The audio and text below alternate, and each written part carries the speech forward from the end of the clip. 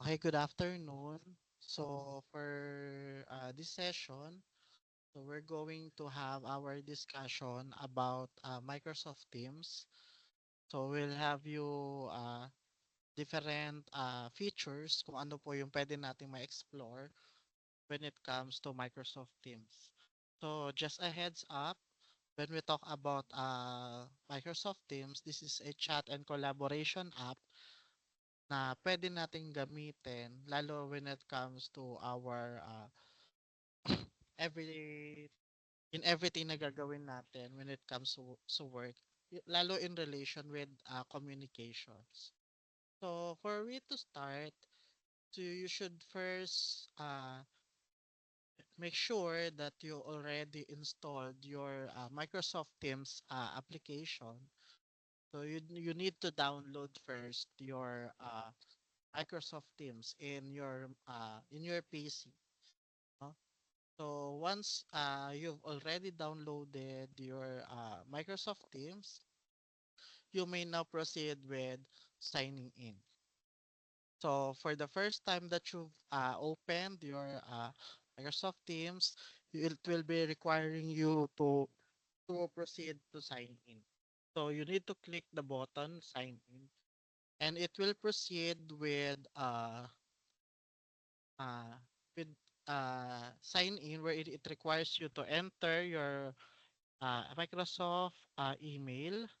So, yung Microsoft email po na naka-indicate dito ay yung ibinigay po sa atin na Microsoft email galing po sa MIS followed by entering your password. So, once you've logged in, no, by inputting your correct Microsoft email and password, uh, it will show you first the option wherein you could create and join in a channel. So let's say for example, we'll click so once we've opened the Teams, so let's say for example, ito po yung Teams. Okay. So makikita nyo dito na mayroong option.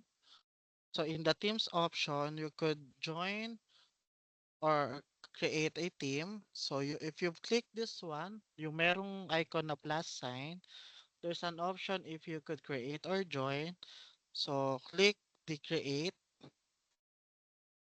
So wherein it will require you to indicate what template when you create your Microsoft Teams. No?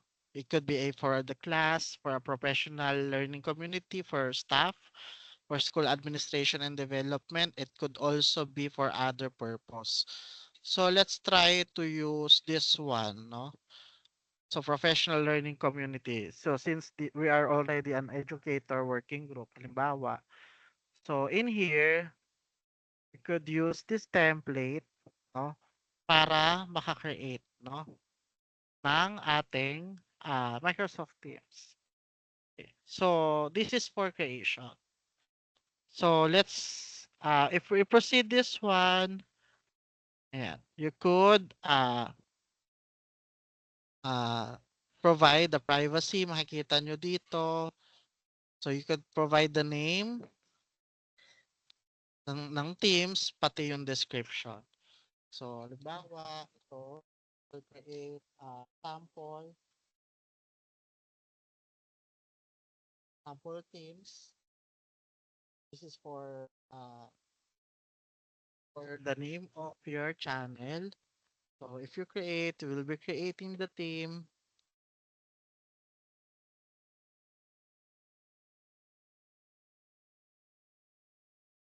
So, well, wait, makita nyo, once finish, it will now require you could add members to your teams. If you could identify kung sino-sino na yung mga i-add, you could add entirely yung mga members. Type mo lang po. And, pero kung wala pa pong identified, you could skip it for now. So this is the already created. Teams channel. But aside from that, you could also join in an existing channel. So may option dito to join the team wherein it will require you to enter the code, no, na ibibigay dun sa existing na Teams channel na manggagaling dun sa mismong owner. So let's say for example in your office, your head will be creating your own Teams channel. So i-generate niya yung code and then you could input the code here para makapasok. So later on we'll deal with that. So ayan. Okay?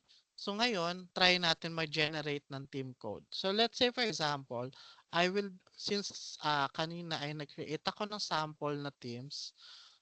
So makikita nyo dito. So here is the sample teams. I could generate,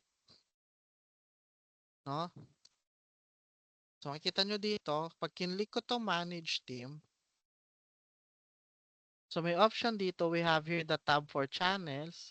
I could also look for the members, the pending member requests, tsaka, so kang kailangan natin ngayon is the settings. So when we click the settings, makikita nyo may iba-ibang sections kung paano i-configure yung mismong teams. So since our focus is for we to generate a team code that could be used to disseminate para maka-join yung mga members, you could proceed with the team code. So you could share this code so they can join directly. So pag nakita niyo yan, so kinlik ko yung generate, ayan, makakapag-generate ng random code, generated na code, and you could copy and distribute ito sa magiging target members. So, pwede itong i-paste on the platform na pwede nilang ma-receive tong text na to, tong team code. Okay? So, yun yung ilalagay. So, let's say for example, if I copy this one, and then there about I will be the member that you join, ika-copy mo lang, ipe-paste mo ito, and then add it as click the add team. Okay? So that's for how to create and join a channel. So another one is we could also uh, proceed with chats. So we could start chatting. So in Microsoft Teams, you could create conversations using chat by clicking this icon, the new chat. So once clicked, so meron ditong section na kung saan naka-2.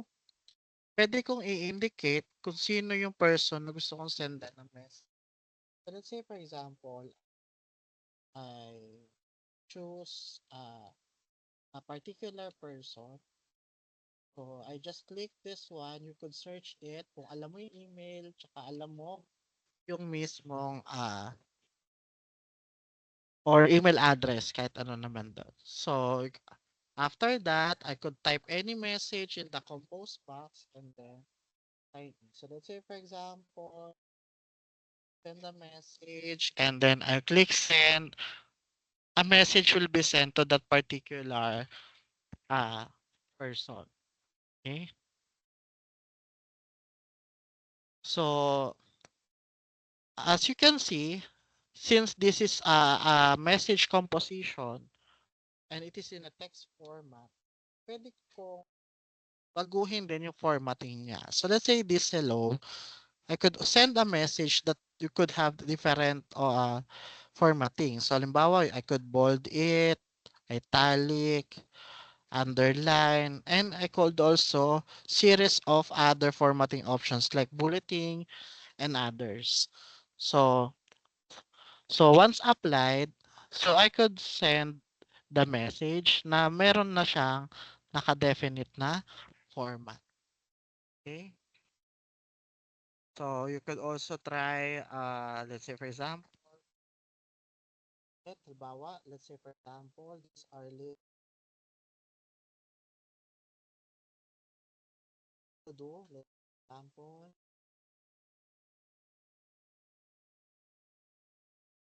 I could create, so halimbawa, this is the first task, the second task, and so on. So, yan. Ganyan po yung formatting. So, you could send this one.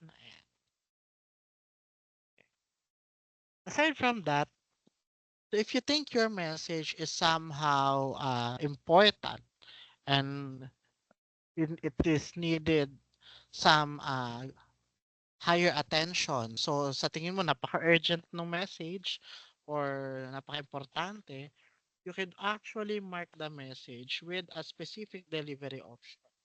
So let's say, for example, this is a notice. You could mark this message and you click the plus sign and you could set a delivery option if it is important or this is urgent. So let's say, for example, this is urgent. If I mark this urgent, makikita mo, the user will be notified every 2 minutes for about 20 minutes. So if I send this one, laging ino-notify yung user. And the other one is also important.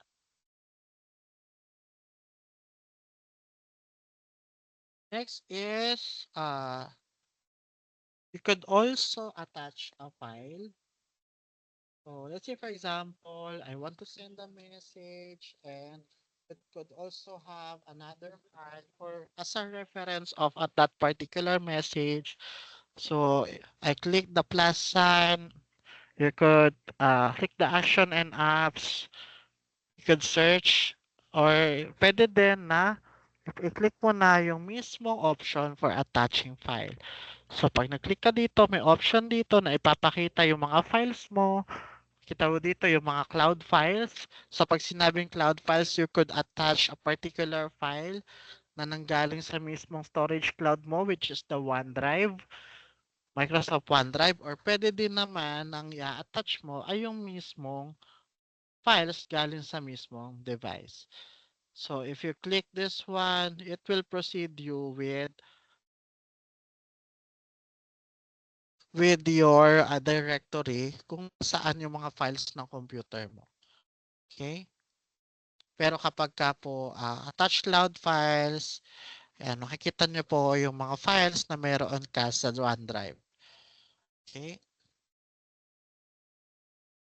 So that is for how are you going to send a message in a particular person. But what if I want to create a message wherein there are multiple recipients? So let's say, for example, let's all create again the new chat, and then you could enter the name.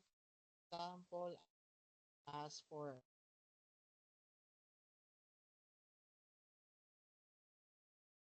and then I'll choose for another one.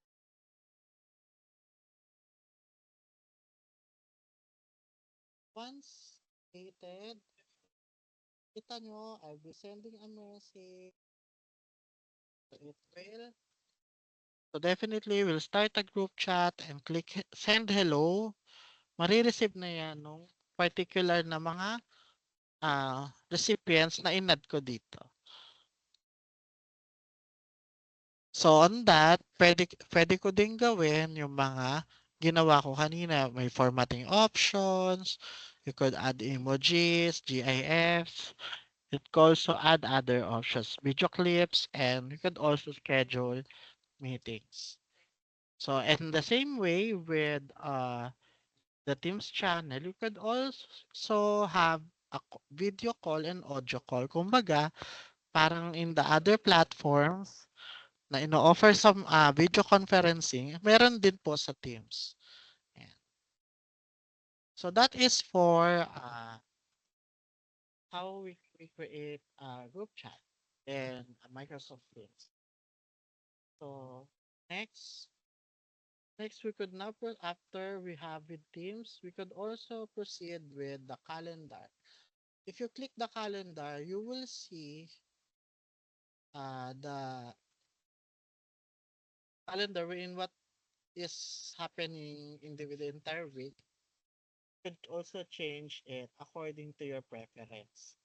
You could see what's the events happening in that day, work week, and also according to its agenda. So by default, I have here the week. So if I want to schedule a particular meeting, we could click the new meeting option and it will show you it will require you to add all the details in related to that meeting. So let's say for example, add thing with the developers, meeting with the department, could add specific persons. So let's say for example, I add uh, a tao na required as attendees. So I'll input their names. Aside from that, halimbawa, yung meeting ay online, could enable the online meeting option sa tabi ng add location. So makikita nyo dito kaya siya online meeting kasi wala siyang particular option. So you can also select the transcribe, record and transcribe automatically if you want to hit to indicate na kapag nag-start yung meeting, automatically na may start yung recording tsaka yung transcription ng mga mangyayari mapag-uusapan for that meeting. Okay? So aside from that, pwede mo ding i-customize yung mga options in the meeting. Select the duration, yung schedule ng mismong meeting, from what time or from what date. Like this for example, for today, you could set up na from 4:30 to 5:30 with the duration of 1 hour. Pwedeng ganyan. Pwede din according sa isang pag ginawa mo isang araw. So, it's up to the the one who set up this meeting kung ano yung naka-schedule. Meron din naman dito na option, pwede mo i-set up yung occurrence wherein gaano ka, kung ilang ulit mangyayari. Ganitong particular time, gagawin itong meeting or nakabukas. Nakalagay dito, does not repeat, ibig sabihin hindi ulitin na ganong meeting. So let's say, halimbawa, you could make it every month, every weekdays, you could daily, weekly, monthly, yearly, and by custom. Pwede po yan. Let's say, for example, I click custom, you could also select if it is by day, by week, by month, or year. Let's say, for example, I click a week and I want to happen this only by Monday, Wednesday, and Friday, and it will end by the end of the year. I could set up ng gantong recurrence. So, halimbawa, if save this one, save siya. So, kapag okay na, makikita nyo din, aside from that, pwede din ako mag-create ng channel. Mag-add ng channel doon sa kung saan isi-save yung particular meeting schedule. But for now, I'll leave it as blank. So if I click send, we'll proceed na sa distribution ng invitation. Send. Ayun. Napunta siya with this one. Makikita nyo dito, 4:30 meeting with the department. So it will happen. So pag kinlik mo, ayan yung case.